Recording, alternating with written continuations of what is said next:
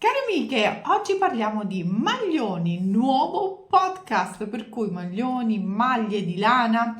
Ci prepariamo poi per il freddo. Adesso indosso un poncho che è appena finito. Avete sotto sia il link del filato e del tutorial. Allora, parliamo dei maglioni. Dei maglioni ci sono tantissime costruzioni.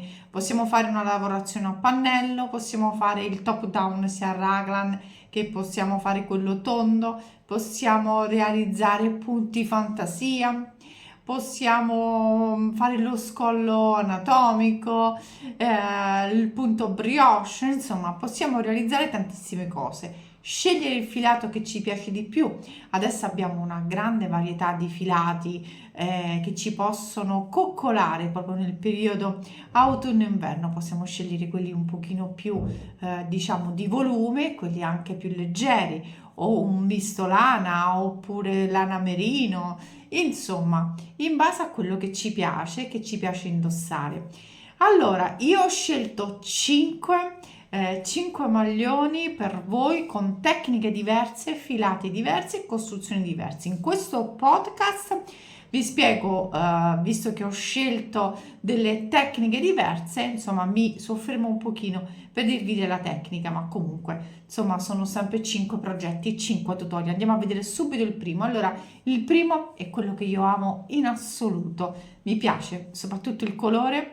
È la maglia anni 70, ricorda molto. Mi piace la sua costruzione, il filato è veramente coccoloso questo filato che vi lascio poi. Vi ricordo che, ecco, questo è molto importante, sul mio blog qui sotto c'è tutta la lista di tutorial che potete andare a vedere con il link del filato diretto, poi potete sostituirlo come volete. Allora vi parlo di questa maglia perché l'adoro, primo perché è morbidissimo il filato e mi piace tantissimo, veramente tanto. Il colore anche, questo aragosta bellissimo, e questo punto che vado ad alternare queste maglie alte con, diciamo, qualche riga di granny. Ci sta benissimo anche sulla parte bassa, sulla fascia, e poi sulle maniche. Mi piace tantissimo, non ha polsini, e sono andata a rifinire il maglione a punto gambero, e mi piace tanto il punto gambero, andare a rifinire i maglioni perché dà un qualcosa di più sportivo. Però diciamo che il filato ha fatto veramente il suo dovere su questa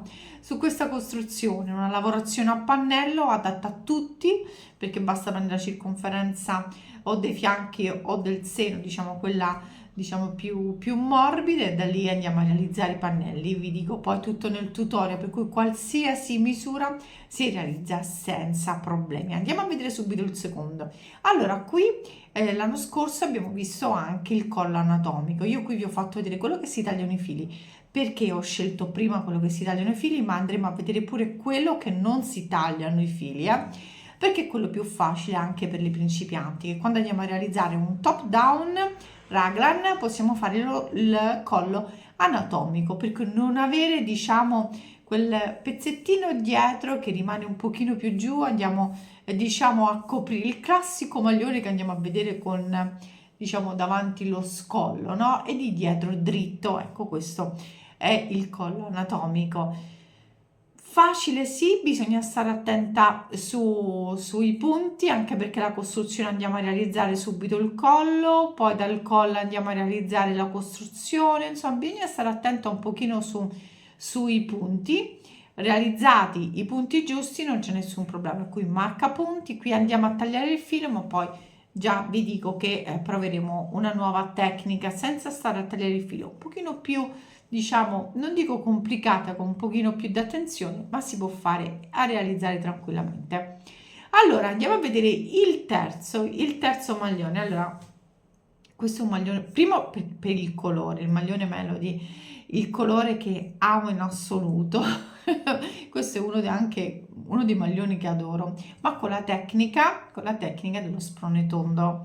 Per cui andiamo sempre un top down, andiamo a lavorare dall'alto verso il basso senza cuciture, vi ricordo il top down senza cuciture, e andiamo a lavorare. Allora, per quanto riguarda lo sprone tondo, non piace proprio a tutti, non piace la costruzione. Poi si dice, lo sprone tondo facilita a chi ha un seno un seno diciamo abbondante, un seno morbido, no? Però non è proprio così, perché cosa succede? Quando andiamo a lavorare lo sprone tondo, spesso abbiamo delle indicazioni che ci dicono di proseguire fino a una circonferenza seno che ci permette poi di andare, insomma il discorso è un pochino lungo, poi lo approfondiamo, però succede che abbiamo quelle onde bruttissime dietro, no? In questo tutorial insomma vi spiego un pochino di cose, ma poi andremo a approfondire quest'anno anche questo argomento, che le onde dietro non ce l'abbiamo e non è vero che facilita chi ha un seno molto abbondante, certo un seno che abbia una circonferenza seno un pochino più grande va bene, ma quando è diciamo 2 misure, ma anche 3 misure confronto alle spalle del nostro corpo, è ovvio che abbiamo una costruzione completamente diversa, per cui andremo a parlare anche prossimamente sui miei tutorial proprio di questo argomento. Andiamo proprio a sdoganare questo problema, diciamo, delle onde dietro che si possono togliere facendo un pochino di accortezze, ovviamente provandolo su di noi. Quando lo proviamo poi riusciamo comunque a sistemare i marcapunti al punto giusto, insomma la soluzione c'è per non rendere quelle onde tranquille, però insomma quello se vogliamo uno sprone tondo che sia aderente, che ci fascia, ma se andiamo a fare un oversize ci interessa ben poco che abbia le onde dietro, dipende poi dal modello che stiamo costruendo, questo è molto importante. Allora un'altra maglia che andiamo a vedere è la maglia top down raglan. Si possono fare tantissime cose con il top down, con le linee raglan. Questo l'ho fatte un pochino più lunghe, perché eravamo vicino alle feste, ho voluto creare un qualcosa che non dava preoccupazioni per la forma fisica, perché ognuno di noi diciamo ha un corpo diverso, per cui ha delle forme diverse. In questo modo diciamo un modello adatto a tutti, si scende un pochino di più con il raglan, le maniche sono più morbide, più morbido proprio il maglione, e diciamo non proprio un oversize, perché poi diciamo sul seno resta, come avete visto anche nella foto di qui lì non so dove l'ho messa, però diciamo è abbastanza avvolgente, però resta un pochino morbido sulle gambe, non sulle gambe ma sulle braccia, ma proprio è voluta questo tipo di costruzione però il davanti e dietro non abbiamo onde, diciamo è morbido, molto morbido, come costruzione adatta veramente a tutti. Per il top down poi parleremo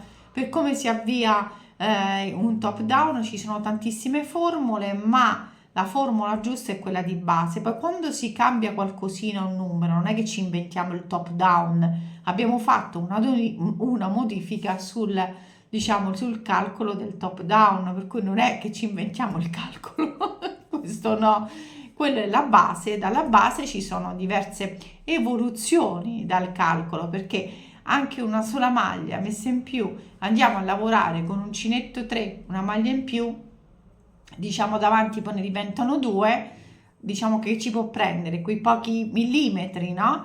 Ma se andiamo a lavorare con uncinetto 12 non è più un poco millimetri, quando andiamo a fare gli aumenti ci troviamo, non so, 20 centimetri di più, per cui questo dipende dalla costruzione e non da calcoli super complicati. Diciamo si spostano un pochino le maglie in base allo scollo, come le vogliamo fare, dalla linea raglan e cosa stiamo creando, se appunto fantasia, da tantissimi fattori, però diciamo la regola base è quella.